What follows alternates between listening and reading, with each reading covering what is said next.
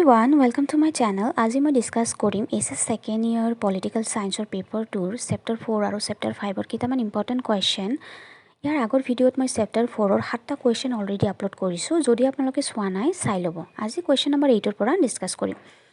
Question number 8 ত সুধিছে যে mention 2 points of tension in India's relations with Pakistan, যে ভাৰত পাকিস্তান সংঘাতৰ মূল কাৰণ কি।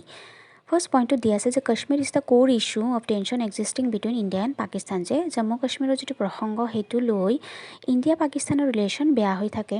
Point number 2 terrorism is the another cause, যে পাকিস্তান সমৰ্থিত যিবিলাক সন্ত্ৰাসবাদী আছে সেইবিলাকে ভাৰতত সৃষ্টি কৰা নিৰাপত্তাহীন পৰিস্থিতিৰ বাবে ইণ্ডিয়া পাকিস্তান ৰিলেশ্যন বেয়া হৈ থাকে। Question number 9, what do you mean by Panchashil? যে পঞ্চশীল বুলিলে কি বুজা? যে Panchsheel means 5 principles of conducting relations among nations. India and China formulated Panchashil to maintain friendly relations. যে এইটো এটা চুক্তি ইণ্ডিয়া আৰু চাইনাৰ মাজত হৈছিল 1954 চনত। Question number 10, mention any 2 objectives of Nehru's foreign policy. যে জৱাহৰলাল নেহৰুৰ বৈদেশিক নীতিৰ মূল উদ্দেশ্য দুটা কি? ইয়াৰ ফাৰ্ষ্ট পইণ্টটো হৈছে to protect territorial integrity.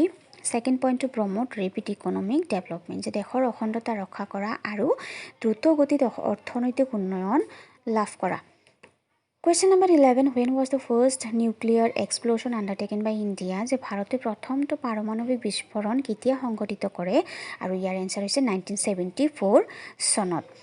Question number 12, name the agreement which was signed by Lal Bahadur Shastri and General Ayub Khan in 1966, যে 1966 চনত লাল বাহাদুৰ শাস্ত্ৰী আৰু জেনাৰেল আয়ুব খানৰ দ্বাৰা স্বাক্ষৰিত চুক্তিখনৰ নাম হৈছে, আৰু ইয়াৰ এনসাৰ হৈছে তাছখেণ্ড এগ্ৰিমেণ্ট বা তাছখণ্ড চুক্তি। এইটো চুক্তি হৈছিল পাকিস্তানত, আৰু লাল বাহাদুৰ শাস্ত্ৰী সেইখিনি সময়ত ভাৰতৰ প্ৰধানমন্ত্ৰী হৈ আছিল, আৰু লাল বাহাদুৰ শাস্ত্ৰী আছিল ভাৰতৰ ছেকেণ্ড প্ৰধানমন্ত্ৰী। যদি প্ৰথম প্ৰধানমন্ত্ৰীৰ নাম সোধে তেতিয়াহ'লে ক'ব লাগিব জৱাহৰলাল নেহৰু। এইটো চুক্তি যেতিয়া স্বাক্ষৰিত হৈছিল, লাল বাহাদুৰ শাস্ত্ৰী কিন্তু ৰহস্যজনকভাৱে মৃত্যু হৈছিল পাকিস্তানত, আৰু ভাৰতৰ বাহিৰত মানে বিদেশত মৃত্যু হোৱা প্ৰধানমন্ত্ৰীৰ নাম সুধিলে লাল বাহাদুৰ শাস্ত্ৰীৰ নাম ক'ব লাগিব, মনত ৰাখিব। এই কুৱেশ্যনবোৰ বহুত ইম্পৰ্টেণ্ট হয়, আপোনালোকে এইবোৰ লিখি লৈ পঢ়িব, পলিটিকেল সায়েন্সত নিশ্চয় ভাল মাৰ্কছ পাব।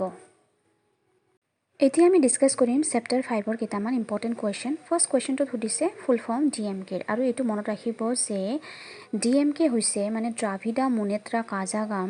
এইটো হৈছে first regional political party of India. এইটো তামিলনাডুৰ এটা ৰিজিয়নেল পলিটিকেল পাৰ্টি হয়, মানে আঞ্চলিক ৰাজনৈতিক দল। Question number 2, when was the system of coalition started in India? যে ভাৰতত মৰ্চা ব্যৱস্থা কেতিয়া আৰম্ভ হৈছিল, আৰু ইয়াৰ এনসাৰ হৈছে 1967।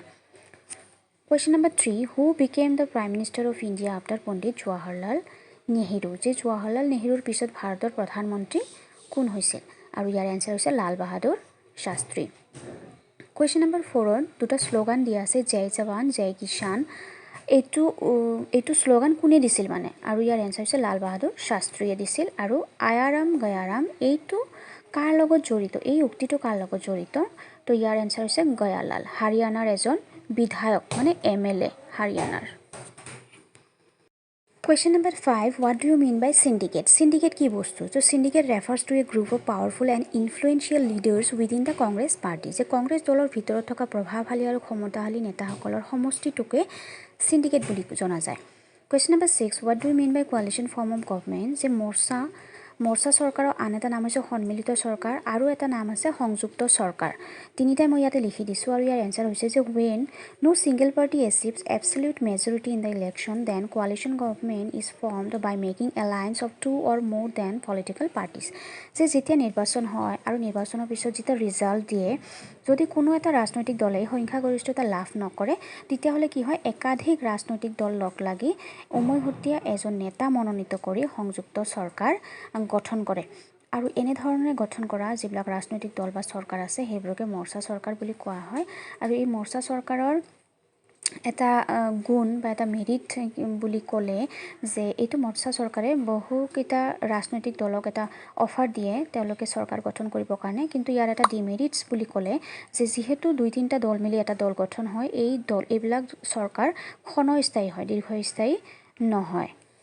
আজি একেইটাই দিলোঁ গোটেইকেইটা কুৱেশ্যন এনচাৰ খুব ইম্পৰ্টেণ্ট হয় মই টিচিং লাইনৰ লগত 8 ইয়াৰ্ছৰ পৰা জড়িত হৈ আছোঁ গতিকে মোৰ এটা এক্সপিৰিয়েঞ্চ আছে যে কেনেকুৱা টাইপৰ কুৱেশ্যন আহে যদি কিবা প্ৰব্লেম থাকে জনাব মোক ধন্যবাদ